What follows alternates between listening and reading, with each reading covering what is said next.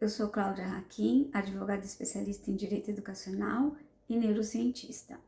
autora do livro Superdotação e Dupla Excepcionalidade, publicado pela editora Juruá, autora do blog Mãe de Crianças Superdotadas. Hoje eu vim falar de um tema que é sobre como funciona o processo judicial de aceleração de série para crianças superdotadas. Este processo também se aplica à readequação de série por data de corte. São duas modalidades diferentes de ações, porém que tratam mais ou menos da mesma coisa, ou seja, significa avançar a criança para uma série que está de acordo com a capacidade dela. No caso da readequação de série, a criança é nascida poucos dias ou meses da data de corte permitida pelo nosso Conselho Estadual de Educação, que atualmente é 31 de março. Então, os pais que mais me procuram são os pais de crianças nascidas em abril, maio e junho. E no caso da aceleração de série, são crianças com laudos de altas habilidades ou superdotação, que por lei têm o direito de serem aceleradas de série para concluir em menor tempo a sua escolaridade. Ambos os grupos podem ser acelerados de série. Avançados no caso do grupo da readequação de série por data de corte e acelerados de série no caso dos alunos com altas habilidades de superdotação. No caso dos alunos com readequação de série por data de corte,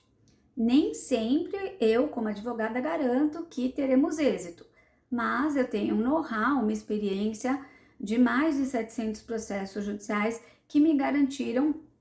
o êxito de conseguir colocar essas crianças que nasceram poucos dias ou meses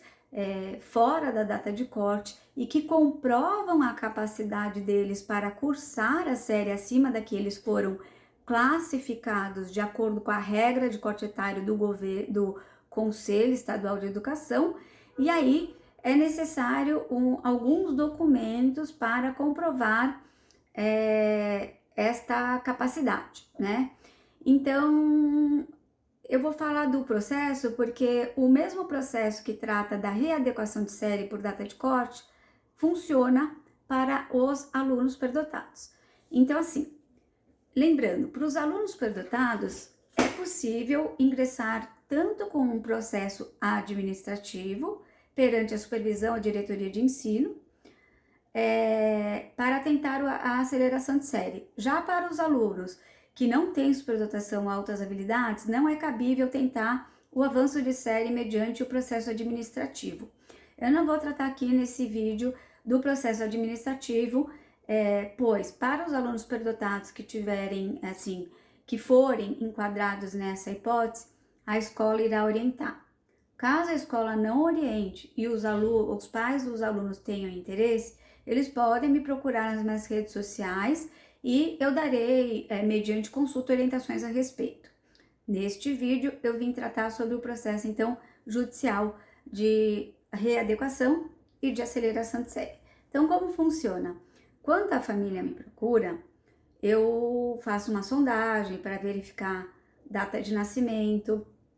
qual é o posicionamento da escola, quais são os relatórios, no caso boletins, né? Se é uma criança que já está no Fundamental 1 ou 2, o ensino médio.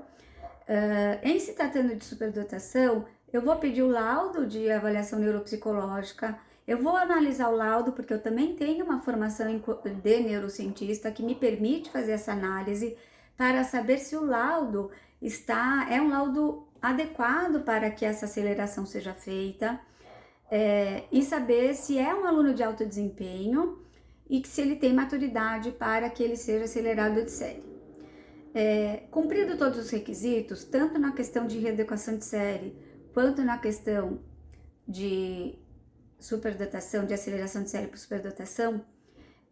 eu vou reunir esses documentos, eu vou entrar com uma ação judicial, que tanto pode ser uma aceleração de série,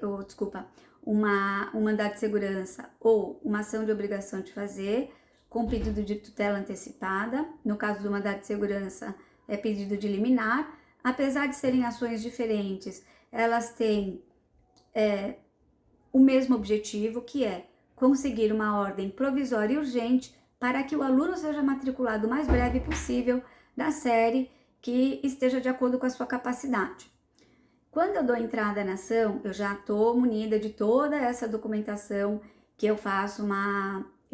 quando o cliente me procura, eu elaboro a redação de toda essa documentação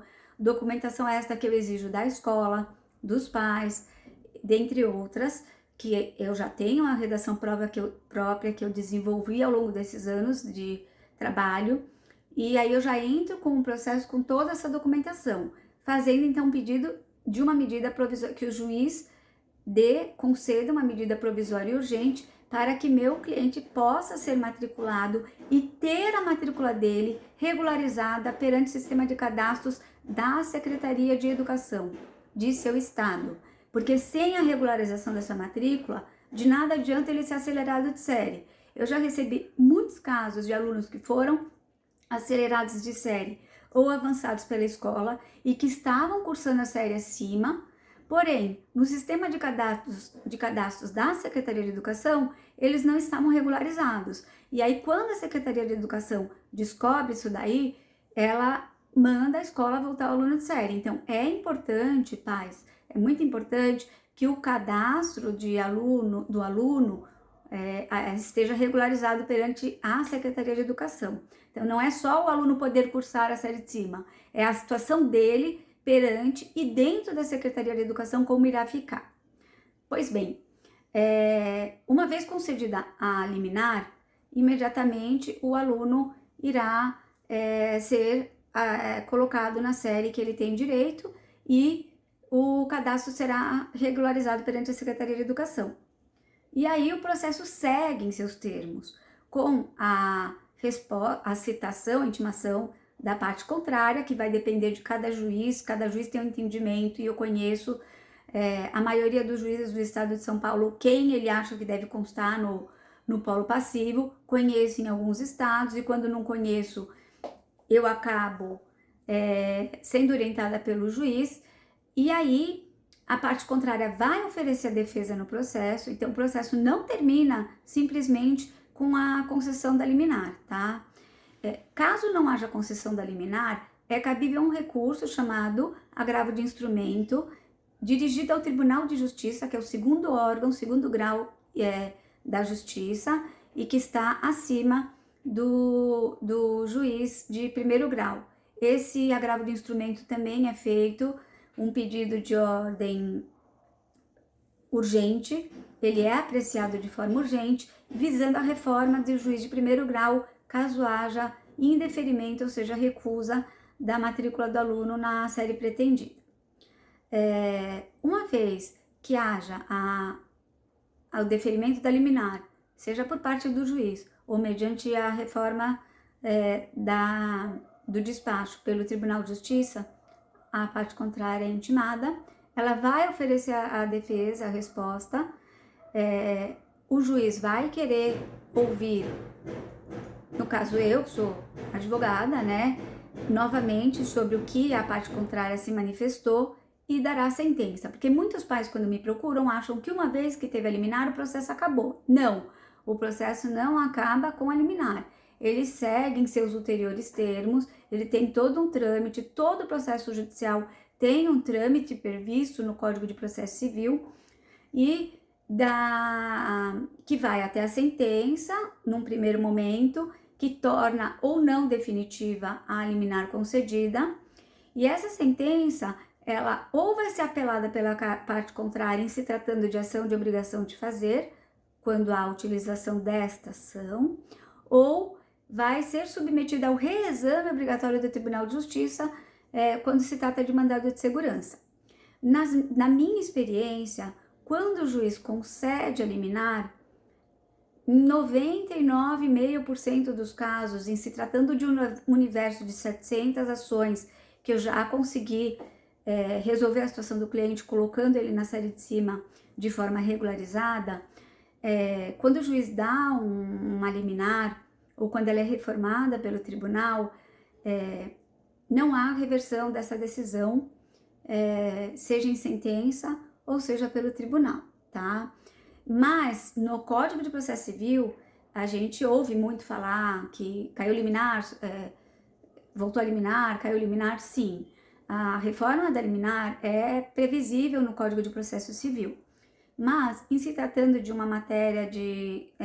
o direito educacional, o que eu atuo quando envolve criança, quando a gente está tratando de processo de readequação de série ou de aceleração de série por superdotação,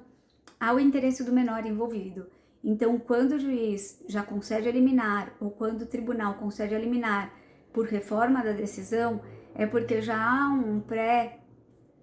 um pré-julgamento desse processo e um direito adquirido e um fato consumado e também o interesse da supremacia do interesse do menor, que não vai prejudicar o menor que já está cursando uma série e que corre o risco de voltar a essa série. Então, é assim que o processo funciona em termos judiciais, tá bom?